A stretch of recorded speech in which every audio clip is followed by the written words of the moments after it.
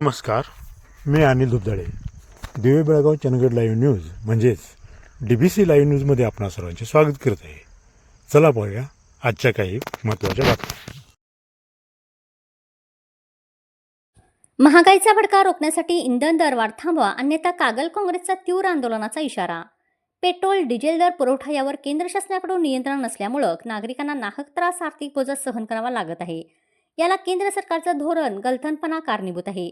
देशाचे प्रधानमंत्री नरेंद्र मोदी तसेच मंत्रीगण यांच्या कथित फाईल उघड्या होण्याच्या भीतीमुळे भारत देशाचं सार्वभौमत्व गुंडाळून अमेरिकन राष्ट्राध्यक्ष ट्रम्प यांच्या दबावाखाली केंद्र सरकार अमेरिकेपुढे लोटांगण घालत आहे. केंद्र सरकारला रशिया व इराणकडून इंधन पुरवठ्यासाठी अमेरिकेकडून लाचारी परवानगी घ्यावी लागत आहे. तसेच अराजकता माजत आहे. त्यामुळे केंद्र शासनानं नजीकच्या काळात इंधन धोरणात बदल करून पेट्रोल डिझेल यांचे दर स्थिर व पुरवठा सुरळीत ठेवावा, अन्यथा भविष्यात केंद्र शासनाविरोधात काँग्रेस पक्ष व सामान्य जनतेस आंदोलनाचा सार्वत्रिक उठाव करावा लागेल, अशा गंभीर इशाऱ्याचे निवेदन काँग्रेसचे तालुकाध्यक्ष ॲडव्होकेट दयानंद पाटील नंद्याळकर यांच्यासह किसान काँग्रेस जिल्हाध्यक्ष सागर कोंडेकर, प्रदेश सदस्य विनायक घोरपडे, इगल प्रभावळकर, दीपाली आवळे, रणजित कटकर यांच्या प्रमुख उपस्थितीत तहसीलदार अमरदीप वाकडे यांना देण्यात आलं.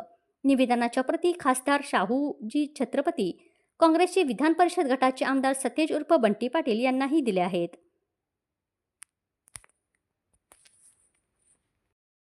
निवेदनात पुढे म्हटलं आहे की पेट्रोल डिझेल दरवाढ व तुटवड्यामुळे अनेक व्यावसायिकांनी महागाईमुळे वाढलेल्या विक्री दरामुळे शहरी व ग्रामीण भागातील सर्वसामान्य मध्यमवर्गीय, गरीब व झोपडपट्टीतील जनता बेजार झाली आहे.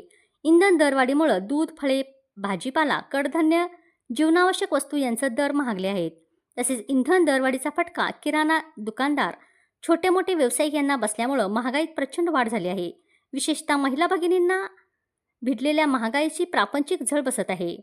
घरगुती व व्यावसायिक गॅसचे वाढलेले दर, साठेबाज, कृत्रिम टंचाई, काळ्या बाजारातील विक्री यामुळे सर्वसामान्य जनतेचे प्रापंचिक ताळेबंद बिघडून आवाक्याबाहेर गेलेला आहे.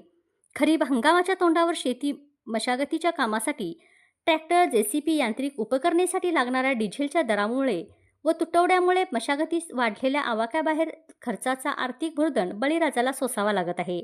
या कारणामुळे शेत शिवारे पेरणीसाठी विलंब व खोळंब होत आहे. शेत जमिनीसाठी शेतकऱ्यांना वेगळा डिझेल काटा द्यावा. दरम्यान काँग्रेस कार्यकर्त्यांनी कागल बस स्टँड येथील पेट्रोल पंपावर निदर्शने व छत्रपती शिवाजी महाराज पुतळ्यासमोर जनजागृती अभियान केलं.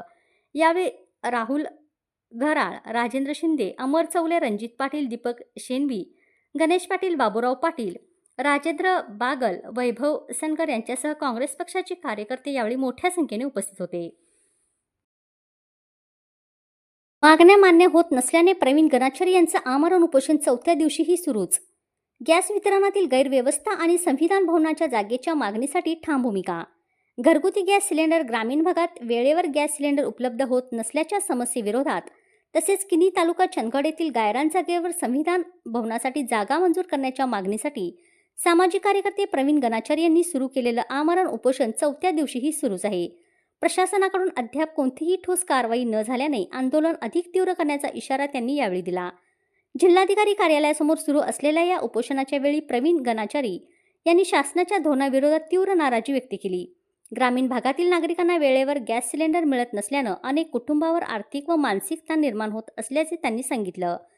वाढत्या महागाईमुळे सर्वसामान्यांचं जीवन कठीण झालं असून गॅस सिलेंडरचे दर सामान्य नागरिकांच्या आवाक्याबाहेर जात असून सुद्धा वेळेवर आणि घरपोच मिळत नसल्याने त्यांनी खंत व्यक्त केली. उपोषणस्थळी चौथ्या दिवशीही विविध सामाजिक संघटनांचे पदाधिकारी, युवक, महिला आणि नागरिकांनी भेट देत उपोषणाला लाख पाठिंबा दर्शवला. काही कार्यकर्त्यांनी शासनाच्या तातडीने दखल घेऊन नागरिकांच्या प्रश्नावर निर्णय घ्यावा अशी मागणी केली. प्रवीण गणाचारी यांनी सांगितलं की किनी गावातील गायरान जागेवर संविधान भवन उभारण्याची मागणी ही केवळ इमारतीपुरती नसून सामाजिक जागृती आणि संविधान मूल्यांचा प्रसार करण्यासाठी महत्त्वाची आहे. या भवनातून युवकांना मार्गदर्शन, सामाजिक उपक्रम, शैक्षणिक कार्यक्रम, वाचनालय आणि संविधान जनजागृती अभियान राबवण्यात येणार असल्याचं त्यांनी स्पष्ट केलं. उपोषणाच्या ठिकाणी प्रतिकात्मक स्वरूपात चूल पेटून शासनाच्या निष्क्रियतेचा निषेध त्यांनी यावेळी व्यक्त केला. ग्रामीण भागात आजही अनेक महिलांना गॅस अभावी चुलीवर स्वयंपाक करावा लागत आहे. ही दुर्दैवी परिस्थिती आहे, असं गणाचारी यांनी यावेळी म्हटलं. दरम्यान उपोषणाची माहिती मिळताच काही सामाजिक कार्यकर्ते आणि नागरिकांनी आंदोलनस्थळी भेट देऊन प्रवीण गणाचारी यांच्या प्रकृतीची विचारपूस केली.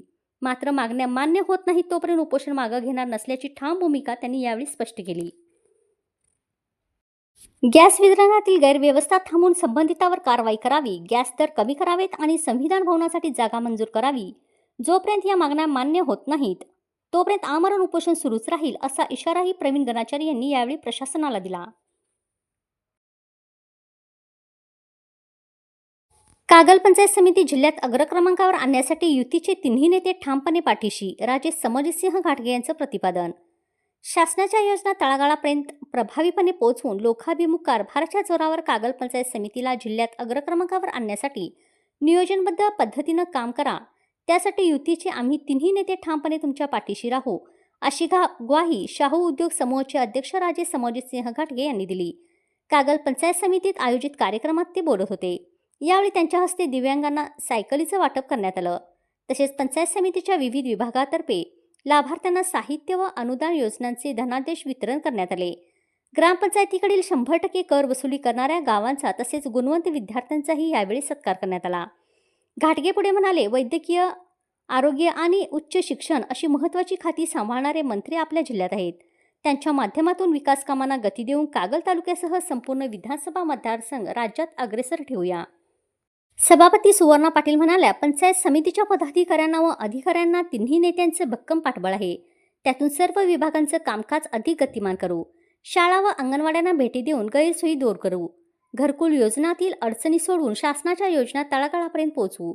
यावेळी उपसभापती डॉक्टर इंद्रजित पाटील यांनीही मनोगत व्यक्त केलं. कार्यक्रमाच्या प्रारंभी गटविकास अधिकारी कुलदीप बोंगे यांनी प्रास्ताविकातून पंचायत समितीच्या कामकाजाचा आढावा सादर केला. यावेळी पंचायत समिती सदस्य अनिल कुमार हेगडे, दत्तात्रय दंडवते, दीपक सोनार, मनीषा पाटील, शाहूचे संचालक सुनील मगदूम, राजेंद्र भोरे, दिगंबर अस्वले, युवराज जाधव, विलास पाटील तसेच विविध विभागाचे अधिकारी उपस्थित होते. गट शिक्षणाधिकारी सारिका कासोटे यांनी आभार मानले. कोल्हापुरी चप्पल आणि गूळ ही जिल्ह्याची खास ओळख आहे. त्यांच्या ब्रँडिंगसाठी एकत्र प्रयत्न करूया. राजमाता जिजाऊ व माऊली महिला समिती, पंचायत समिती आणि संबंधित शासकीय विभागाच्या माध्यमातून विक्रीसाठी आउटलेट तसेच ऑनलाईन प्लॅटफॉर्म उभारण्याचा प्रयत्न केला जाईल. राज्य बँक व जिल्हा बँकेमार्फत फूड प्रोसेसिंग उद्योगासाठी कर्ज उपलब्ध आहे. त्याचा जास्तीत जास्त लाभार्थ्यांनी घ्यावा, असं आवाहनही यावेळी राजे समजितसिंह घाटगे यांनी केलं. लग्नानंतरच्या 5 परतवन कार्यक्रमात अनोखा आदर्श. विश्राम कुबल यांच्याकडून वृक्षदान करून अनोखा पायंडा.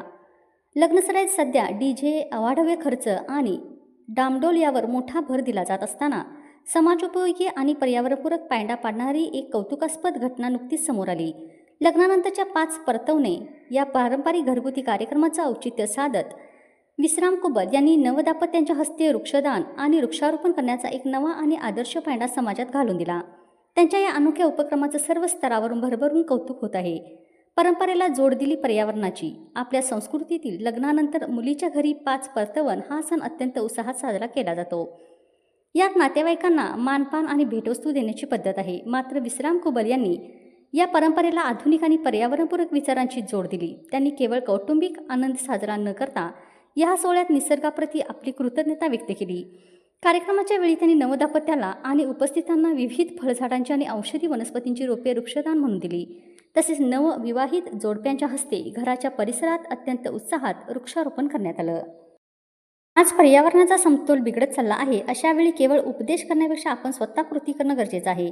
आमच्या घरातील हा आनंदाचा क्षण निसर्गाला समृद्ध करणारा ठरावा, याचं भावनेतून आम्ही वृक्षारोपण हा छोटासा प्रयत्न केला.